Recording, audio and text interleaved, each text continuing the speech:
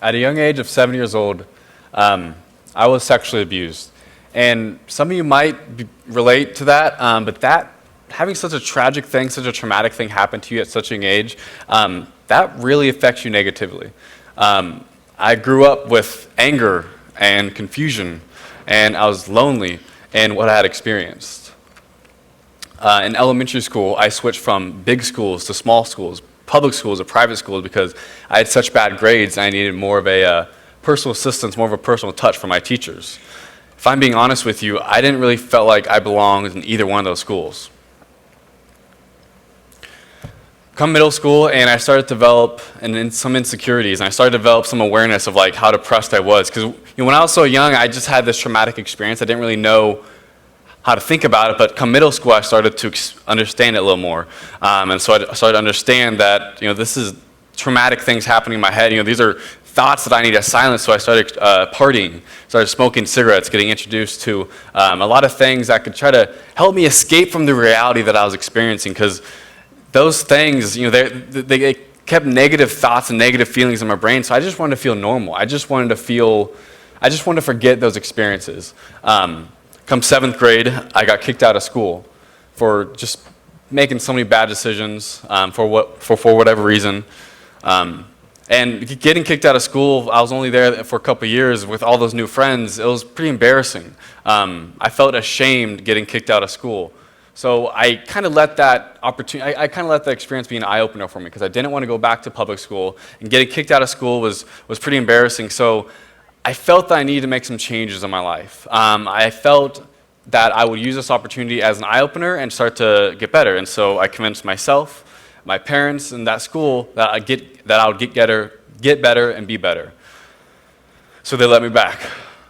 Come freshman year of high school, and things didn't get better. Things were not looking on the brighter side for me. I started hanging around bad people, bad associations. Again, just in search for something to make me feel happy. Because I was really, depression was really starting to take its toll by the time I got to high school. Didn't really have a lot of friends, and so I just needed something to make me feel normal. Got introduced to heavy partying, alcohol, getting super drunk, and drugs. You see, what was happening was there was an emptiness inside of me. There was this void, this deep, empty chasm inside of me. And when I tried to fill this void with different substances like drugs or partying, different things that make me feel good, what ended up happening was they were just making this void inside of me deeper, bigger. The Monday after partying all weekend, I was worse off the Friday before the weekend. So the solutions that I was trying to apply, they were temporary solutions. They weren't actually getting me where I needed to be. There's a much deeper issue that was happening, and what was happening was I had lacked a purpose. So after experiencing that in early high school, I knew I needed to make some changes. But I needed a much bigger eye-opener. I needed something that was more of a temporary solution. So come summer of sophomore year, this was a year later after getting into high school, and I started to understand apathy, starting to feel apathetic for the world, a lack of care for things. I was starting to lose hope. The light at the end of the tunnel of getting better and being better was starting to be diminished. It was gone. And one summer before sophomore year, I started to cut my wrists. My goal there was just try to understand these pains and understand these emotions that were happening inside of me. I just didn't know what to make sense of it, so I tried to do that to try to understand it. And if any of you can relate to that, or if you know someone, well, that doesn't really help you. So that summer of sophomore year, I tried to take a more permanent solution for these things I was experiencing. And one summer night that sophomore year, I reached into a medicine cabinet at my parents' house.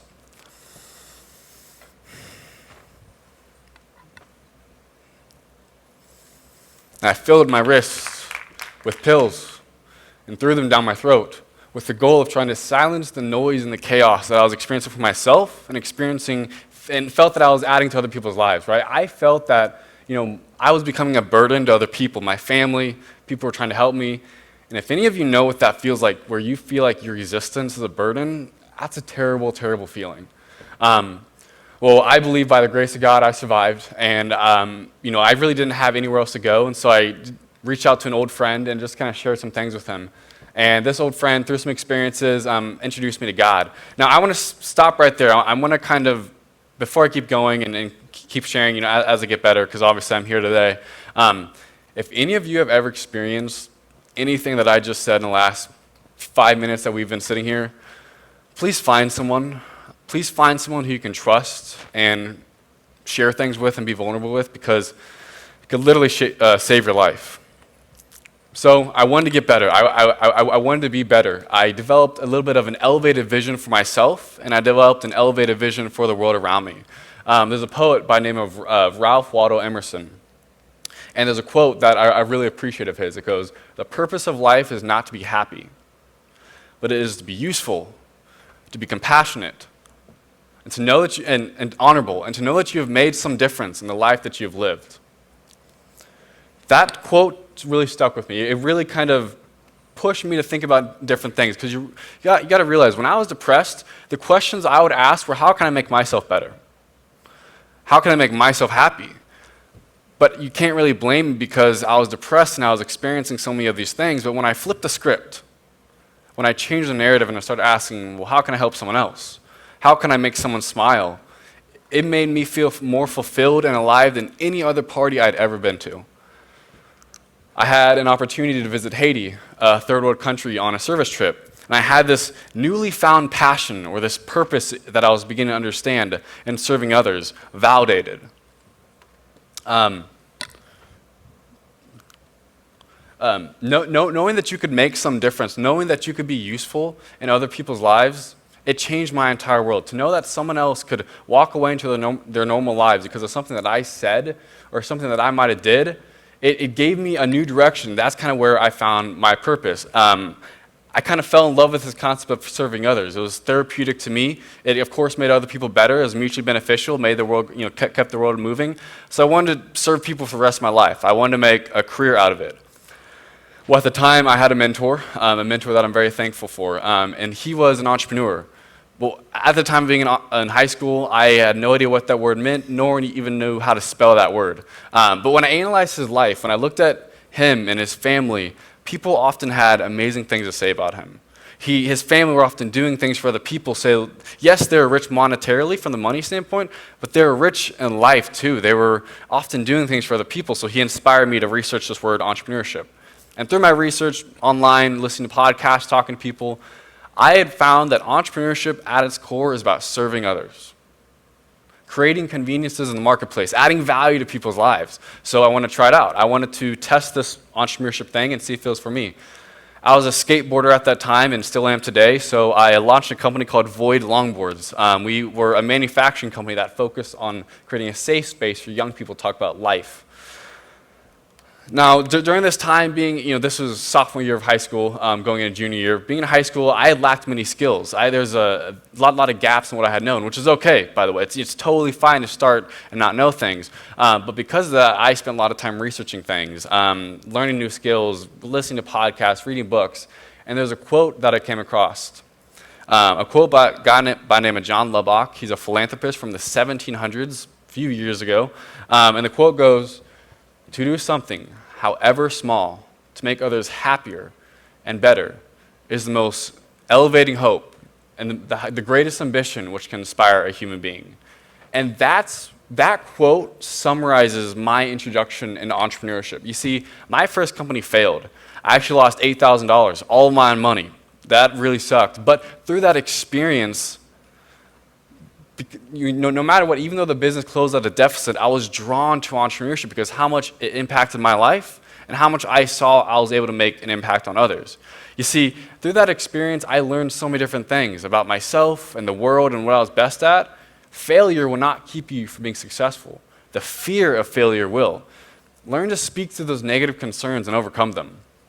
So with this, with this failed company, I was pretty upset, pretty discouraged, but with the help of a mentor and good associations, I was able to move on and realize that this failure could just prepare me for the next thing.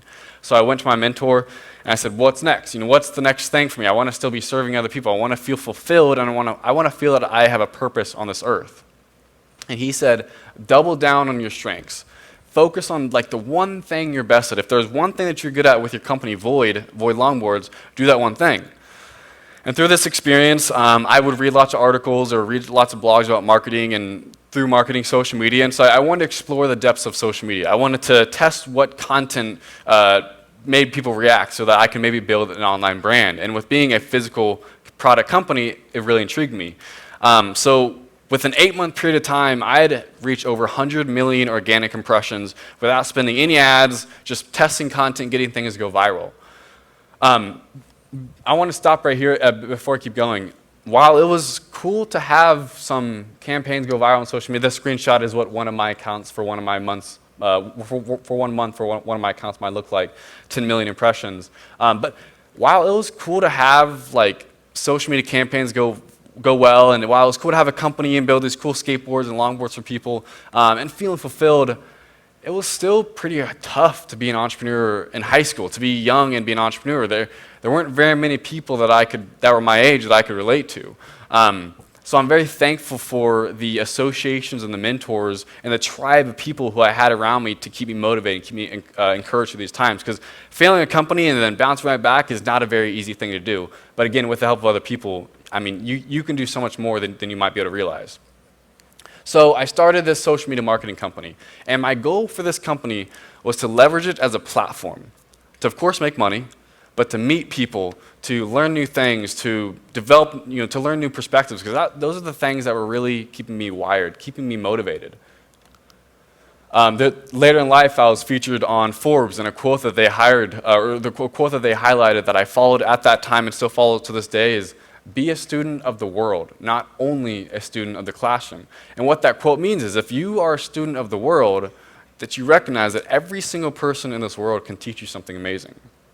They can introduce you to a new concept or new perspective.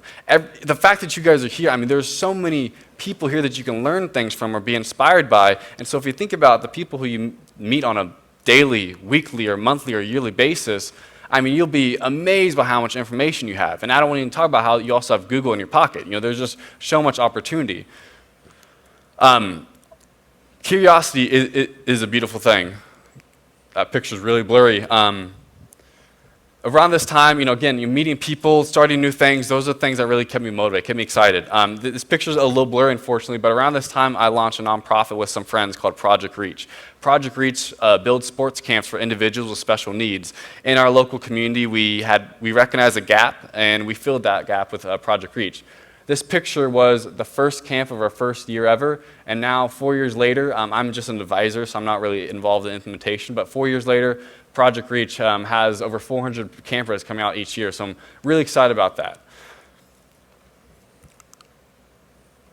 You see, through all this intentional living, I found a belonging on this earth. I found a belonging on this big ball of mud. There's a quote by an author by the name of John Maxwell. He says, "Intentional living is about using your influence, going about every day, bringing about the positive change in the lives of others." And that was what I wanted to do. That was what I was experiencing, and that was what kept me motivated, so I kept going. I graduated high school on May 20th in 2017. Barely, actually. When I walked across the stage to get my diploma, they didn't give me a piece of paper. They gave me a blank white piece of paper, and later I learned that they had to wait for a couple weeks after school to see for all the grades to come in to see if I had actually passed. I'm thankful I passed because I did not want to go back to school. Through all these experiences, after traveling, I found my tribe of people. I found the people who genuinely wanted to see me be successful, who wanted to see me be better today than the day before. I touched on that earlier, but it's so important to find those people who genuinely want to see you successful, who want to keep you accountable in your own temptations or your own angst. I went on a 6,200-mile road trip with some of my best friends around the United States, traveling, meeting people. This trip was also sponsored by one of my favorite companies in the world, Subaru. It's pretty cool. I started building an online platform through a lot of these experiences that I was able to get. I started to build an online platform. I wanted to share my story and a message and hopefully inspire and educate people. I'm thankful to say I've been on over 40 plus print and online publications, Forbes, Entrepreneur. You see the list right there. My first Forbes interview was the #1 trending article on LinkedIn in December of 2017. I've had over hundreds of thousands of views on my videos where I'm documenting my life, sharing my story, sharing things that I'm learning, sharing things I'm going through, or interviewing interesting people. Through all these experiences, I found my tribe. I found my people where I could build things with, where we could, when we got together, our ideas and our passions, they overlapped, and we could put goals together. Snapshift. I was a partner and director of marketing at the time. Now I'm just a partner. I've since moved on the company. Snapshift is a gig economy staffing platform for food and beverage operations. Very proud to say there's high user growth throughout the United States. If you're familiar with 500 startups, we're in batch 24. And now Snapshift is headquartered in Silicon Valley. A year after founding Snapshift, I started a nonprofit called the Start Ed Up Foundation with Don Wetchick, a teacher of 21 years, and Hunter Stone. Our goal is to empower students outside of the classroom. We immerse students into an entrepreneurial way of being, we inspire them to start something new, and then we mentor them through those ventures. We envision a world where young people are freed of apathy, complacency, and purposelessness by embracing a personal responsibility, creativity, and the purpose of an entrepreneurial way of being. We have monthly events in 5 different cities in the US, we have online programming, a business incubator, seed funding where young students can get up to $10,000, zero risk, zero equity, zero interest. And we also act as a media, like a media agency for a lot of these young students, exposing them to media opportunities, getting them on podcasts, getting them featured on different things. One of my favorite trips I've ever done, most experiences, I'm a huge space NASA geek. I believe in aliens. We can talk about that after this. But NASA invited me out to a NASA social influencer trip where I had to film content and create videos around a SpaceX rocket launch. The one that I was a part of, that rocket right there, was a CRS-15 cargo mission. It was just really cool. I got full access media credentials, got to be super inspired. It was just really awesome. So what's next for me? I was recently hired on as a marketing consultant for a $40 million restaurant company in the United States. My role with them will be helping them share their stories and their culture through videos. I have plans to expand my nonprofit, Startup Foundation, where we inspire and empower a lot of students. I have plans to expand that across the United States and continue impacting and empowering young students, because that's what really keeps me motivated. In the next 1 to 2 years, I'll be authoring my first book, which I'm super excited about. A few things that I would love to leave you guys with. I already showed you guys this quote once, but I'm going to bring it back up. Be a student of the world, not only a student of the classroom. There's one time I was giving a talk in the States to university students, and I asked them all to stand. I opened up the talk asking all of them to stand up. I said, please exit the door if you don't plan to learn anything today or help someone next to you learn something. You see, intentional living is not only about bringing about a positive influence in the lives of others, but it's also about recognizing the opportunities that you have all around you. Being here at Unleashed, there are so many people, all these amazing speakers, all these amazing people, all of you guys standing out here, there's so many things you can learn and be inspired by that are just under your nose. Google in your pocket. I mean, there's an infinite wealth of knowledge and information that you can have access on there. Number 2, start while you're young. 10 years from now, when you might be married or have kids, it might be more difficult to see a failure as a learning opportunity because it might set you back more than you might actually think. Number 3, it's okay to be different. Embrace your alien is what I like to say. Kind of plays with the whole space theme. I embrace my alien by getting a tattoo of it. I have a couple tattoos now, but that's kind of how I embrace my alien, my uniqueness, my differentiator in this world. However you embrace your alien, do so. What makes you special is going to make you the most amazing employee, CEO, CFO, CTO, or whatever you aspire to be. You're going to be amazing if you can apply your unique perspective and your unique skill set with it. The last thing I would love to leave you guys with, what do you guys want to be known for? And what I mean by that is your legacy. I don't want to get too morbid. I know I shared some dark things earlier, but I don't want to get too morbid. But if you were to die, how many people come to your funeral? And then 15 years after you die, how many people will remember you? Thank you.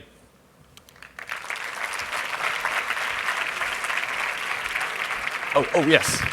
Yes, sorry about that. We got some questions. Okay, cool. Which changes do you think the education system should accomplish in order to really prepare young people for the world? It's a great question, and the answer is like this. But to give you a short answer, the school system is extremely important. There are a ton of jobs out there that they require. You follow this system, you get a degree, you get this level of education, and then you have a job. Like, if one of you are going to be my doctors, I really hope you have a degree to be my doctor. But for a lot of jobs that might be coming in the future, that are actually already now, a lot of those jobs require creative thinking for you to apply a unique perspective that the robot or artificial intelligence can't do because it's just code. Or actually, if we really want to get real, artificial intelligence can think creative as well. But still to your point, is the school system teaches complacency. It doesn't teach you to think for yourself. It doesn't teach you to create new rules. It teaches you to follow a set of rules. So if the school system wanted to really start preparing students for the future and the coming world of automation and artificial intelligence and all these things, it will teach them to think like an entrepreneur. Not everyone needs to be an entrepreneur, but you can think like an entrepreneur. You can see problems in the world and you can apply unique solutions to them. How do you manage to have a balance between your projects and your social life? That's an amazing question and something that I am still learning. Last year, I mentioned I was a partner and director of marketing of that tech company. Well, as they moved into 500 startups, a business accelerator, I started to notice that if you view your life like a pie, you got your business, your personal, your relationships, or what have you. I was starting to realize my whole pie of life was me being on my laptop. It was me just working all the time. And while hustling is extremely important to achieve your goals, it's extremely important, I still believe in life balance. I believe that I got to spend time with family. I got to be healthy and everything. And so the answer to your question is just keeping those things as priority. Like business and work and your goals are very important. They're some of the most amazing things you can have. But your health, if you can, if you're gonna be able to walk a mile when you're 75, all those kind of things I think about, how much time I'm spending with my family because I'm not necessarily promised time with them. So yeah, something that I do just to kind of keep balance is I just keep the important things like family, health, etc. as higher priorities above business and different things I'm working on. What advice would you give to your past self that you've learned after all your experience? When I failed the company Void Longboards, it was really, really discouraging. But one thing that I realized is a lot of the successful people that I was studying, if I were to really dig into their life or ask them, real questions, almost all of them had their own Void Longboard failure. Almost every single one of them had their failed project. And what I realized is failures are often a precursor to success. So, if I was starting out, I'd just say take more risks and get more mentors. You can never go wrong with having more mentors and leveraging their experience and their advice. Thank you.